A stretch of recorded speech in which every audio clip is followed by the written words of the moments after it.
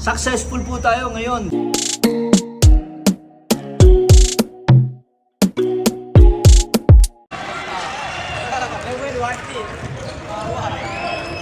Bench Rider!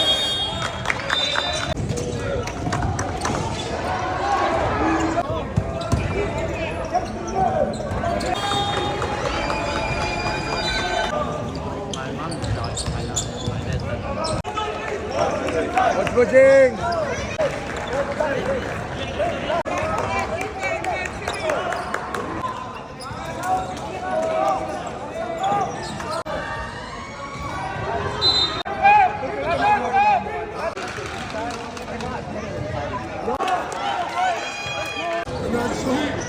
Zone press, guys.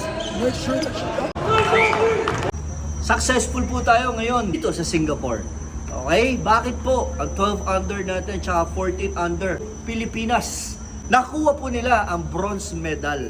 Kalaban po ng 12 under natin ang fast break under Coach Monroe. Para naman po sa under 14, kalaban ni Coach RJ Hasul ang SBA. At ang ating Go Hard Basketball, naging silver medalist po laban ng Titans Tigers. So salamat Ma'am Erica D. Maraming salamat po. Converge ICTS Solutions Inc. JH Athletic Sports Apparel na laging nandyan since day 1. Maraming salamat po. Till our next international tournament.